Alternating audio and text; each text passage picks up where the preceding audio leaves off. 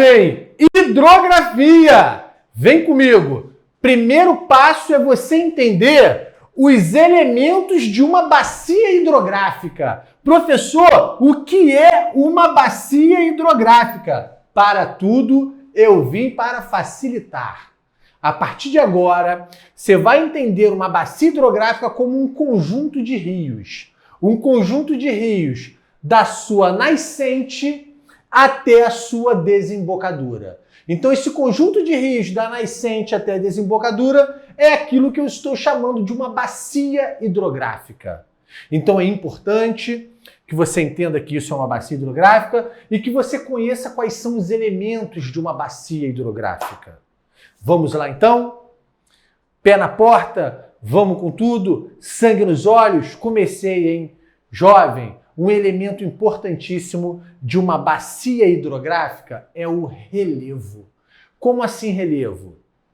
O prof está tentando exemplificar com o desenho. Espero estar ajudando. A parte mais alta do relevo é aquilo que a partir de agora nós vamos chamar de divisor de águas. Que isso, professor? Que isso? Calma! Divisor de águas? Porque divide a água. Isso você entendeu. Jovem, choveu no morro. A água vai escoar para um lado do morro e para o outro lado. Então, por isso que a parte mais alta do relevo é o divisor de águas. Não estou brincando, não. Isso é muito sério. Tá bom? Então, vamos lá. A parte mais alta do relevo é o divisor de águas. É o que vai delimitar uma bacia hidrográfica. E aí você tem um conjunto de rios que vão se interligando até o seu ponto final. Então, o primeiro elemento de uma bacia hidrográfica é o seu divisor de águas. Ponto. Vamos para o segundo elemento. O segundo elemento de uma bacia hidrográfica é a sua nascente. Nascente é onde nasce. Eu sei que tu sabe. Mas agora eu vou te apresentar os tipos de nascentes. A nascente mais comum de todas, aquela que você chama de mina, ou de fonte, ou de olho d'água, nossa, assassinei o desenho, é nada mais nada menos do que aquele ponto assim de um morro, de uma montanha, de uma serra, onde você tem uma rachadura no costão rochoso, ou seja, naquela pedra, e daquela rachadura você vê brotando água. Aquilo ali é a fonte, é a mina, é o olho d'água. Para a galera que gosta de fazer trilha, né? Você sempre se depara em um pedaço lá da sua trilha com uma fonte. Isso é tão legal, tá aí um esporte tão maravilhoso, requer cuidado, requer orientação, mas se o esporte te leva a ter contato com a natureza, o professor Patrick, ele é fã desse esporte, tá bom? E diga-se de passagem, passei minha vida toda aí fazendo trilhas, encontrando nascentes do tipo mina, do tipo olho d'água, nessas fendas das rochas. Aí eu lembro que uma vez eu estava com um grupo de amigos, né? E o colega falou assim, nossa, que legal essa fonte, né? Chove no morro, a água infiltra no morro e sai pela fenda criando a fonte. Eu falei, opa, peraí, que não é bem assim não. Na verdade, aquela água ali, ó, daquela nascente do tipo mina, ela vem de baixo. É como se aquele morro, se aquele pedrão que é o morro, estivesse pressionando um reservatório subterrâneo, estivesse pressionando uma água do lençol freático, do aquífero. E esse peso que o morro exerce sobre essa água que está ali no subterrâneo faz com que ela suba, né, pressão hidrostática, e encontre um caminho para sair nessa fenda, nessa rachadura da rocha. Isso que é uma nascente em mina ou olho d'água. Olha só, hein, gente?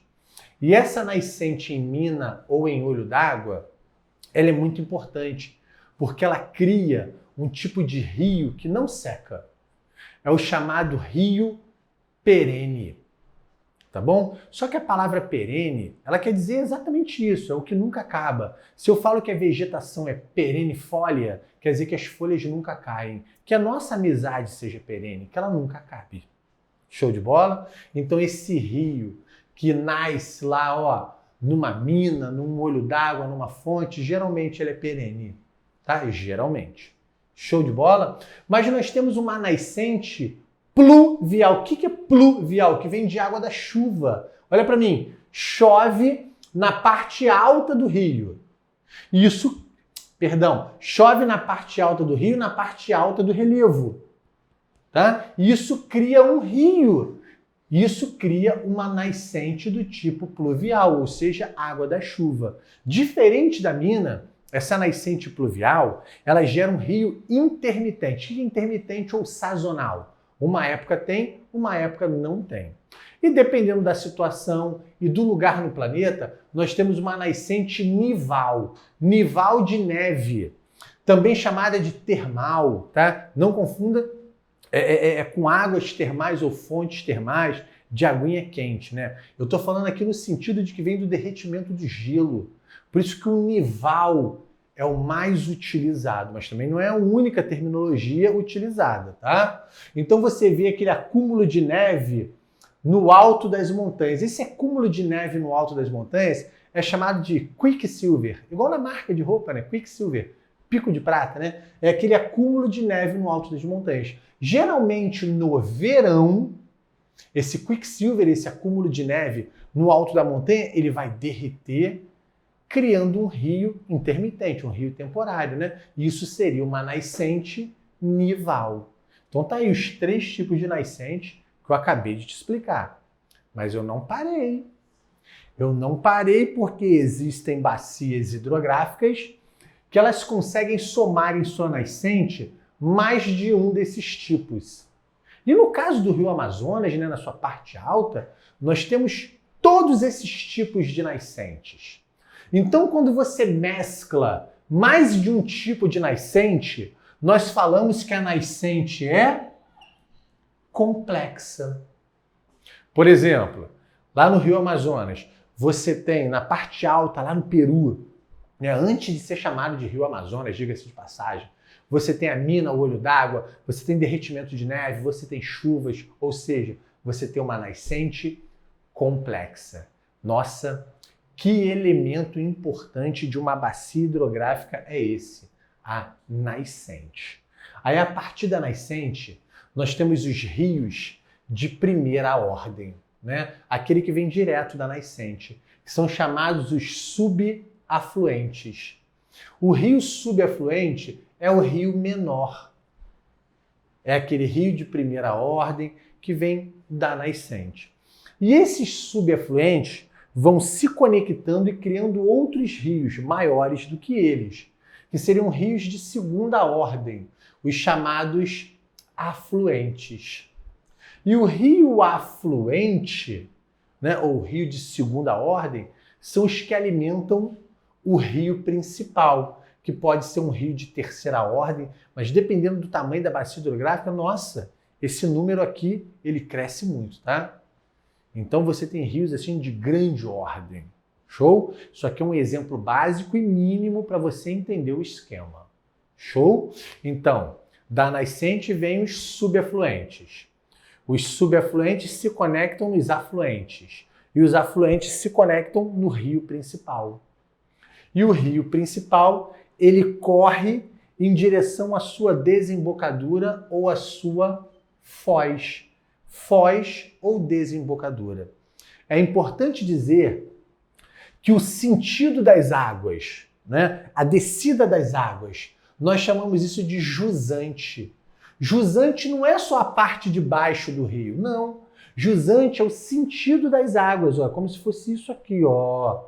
Ó, isso é o sentido das águas. Se eu mandar você, tropa, caminhar a jusante, você vai caminhar seguindo o mesmo sentido do rio.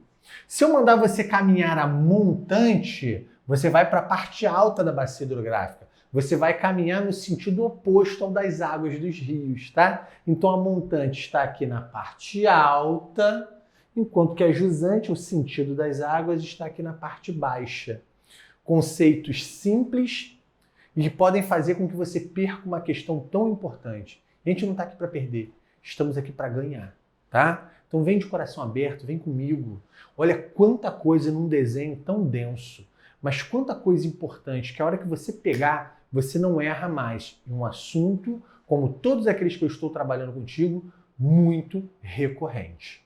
Tá bom? Então acabei de te apresentar mais um elemento dessa bacia hidrográfica, que é o sentido do rio, tá? Falei do rio principal, que é aquele que vai acabar drenando a água e levando a sua desembocadura, que eu escrevi aqui foz ou desembocadura. Tá aqui um outro elemento super importante de uma bacia hidrográfica. A foz ou a sua desembocadura. Tudo bem? Vem comigo. Nós temos dois tipos básicos de foz ou desembocadura. Uma foz em estuário. O que seria um estuário? É aquele ambiente de final do rio, sabe? Onde essa água doce, ela vem de um rio mais caudaloso, de um rio com mais energia cinética, né? Com mais movimento, com mais correnteza, de um rio que não leva tantos sedimentos, sabe? Então, naquele final ali do rio, não tem depósito de sedimentos. Geralmente ele vai encontrar direto com o mar, tá? Ele encontra diretamente o mar. Ali eu tenho um estuário. Agora, quando esse rio é mais raso, é mais lento e ele transporta muitos sedimentos, a sua foz ela vai abrindo, ela vai ficando meio triangular. Olhando de cima de um helicóptero, faz lembrar a letra grega delta, né? É o delta do rio, ele vai abrindo, né? Na sua parte final. E você vê a formação de grandes bancos de areia, que fica com essa faceta triangular, né? Fica parecendo um verdadeiro delta, sabe? Nós temos alguns deltas aqui no Brasil, são poucos. A maior parte das nossas bacias hidrográficas, ela tem uma foz em estuário, tá? Delta do Parnaíba. Nossa, você tem lençóis maranhenses, cada coisa muito linda. É um espetáculo da natureza, tá bom? Então tá aí, a foz em delta e a foz em estuário. Daqui a pouco eu vou falar das bacias hidrográficas, vou te dar esses exemplos, tá bom? Classificação das bacias hidrográficas. Isso é de suma importância, hein? Vem comigo. Quando o rio deságua no oceano, nós falamos que é uma bacia hidrográfica exo de fora, exorreica. No Brasil, todas as bacias hidrográficas principais são exorreicas. Uma bacia hidrográfica de dentro, endorreica, é aquela onde o rio deságua no continente. Uma bacia hidrográfica criptorreica é aquela onde o rio ele acaba infiltrando, alimentando uma caverna, uma rocha porosa. Tá aí a cripta, uma cripta, né? Tá aí o criptorreica. E a bacia hidrográfica arreica, esse A aqui, ó, é de negação. É aquele onde o rio não tem exatamente um ponto final, né? Às vezes ele chega até aqui e seca. Às vezes ele vai um pouquinho depois e seca. Às vezes ele nem chega por aqui. Então você não sabe exatamente onde aquele rio vai terminar em um determinado período de um determinado ano. Está muito ligado a rios intermitentes, temporários, tá? Então ele não tem, como eu posso dizer, um ponto final pré-determinado ou um ponto final costumeiro, onde você sempre identifica ele naquele ponto, tá bom? Ou seja, encerrando naquele ponto. Então tá aí o arreica, esse A de eliminação. E para completar a missão, né? Estamos em um momento, né? É difícil. O pessoal da edição cancela essa parte do estamos num momento difícil, que eu ia falar besteira. Então, para completar aqui a missão, eu te apresento o regime do rio. Regime, professor, eu estou fazendo regime? Não, seu professor só está engordando. O regime é o que te faz engordar ou emagrecer. O regime de um rio é aquilo que faz as suas águas ganharem volume ou entrarem na vazão, perderem água, tá? O regime pode ser pluvial.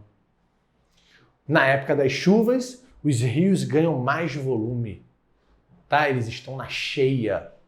Quando para de chover, eles entram na vazão. A maior parte A maior parte das bacias hidrográficas brasileiras apresenta um regime pluvial, também chamado de simples. Regime simples, né? Pluvial. Ele ganha mais volume com as águas da chuva. Mas você também tem um regime termal ou nival, tá? O professor preferiu escrever termal para você saber que é um sinônimo. Na época do derretimento das neves, o rio ele ganha das neves da parte alta aqui, ó, do quicksilver, das montanhas. O rio ele ganha mais volume, tá bom? Ou seja, é como se fosse o Rio Amazonas, né? O Rio Amazonas ele tem um regime misto.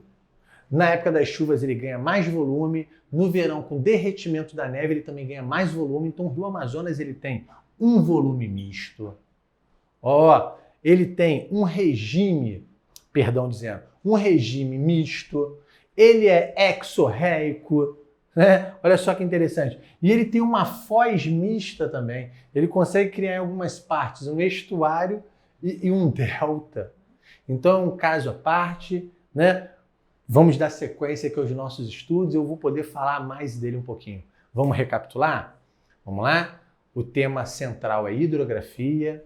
Eu estou te apresentando os elementos de uma bacia hidrográfica. Te falei que uma bacia hidrográfica é um conjunto de rios, da sua nascente até a sua foz, só que existem outros elementos muito importantes, como, por exemplo, o divisor de águas, tá bom? Os tipos de nascentes, os tipos de rios, tá? Subafluente, afluente, rio principal, e o tipo de desembocadura ou foz. Também é de suma importância que você entenda qual é a classificação dessa bacia hidrográfica. Se ela deságua no continente, se ela deságua fora do continente, se ela nem deságua, tá? E o que faz essa bacia hidrográfica ganhar ou perder água? Qual é o seu regime? É fácil, cara. Assiste de novo aí, vem comigo, vamos ficar fera. O teu sucesso é o meu sucesso é o seu sucesso, tá? Tá aí, hein? Vem comigo.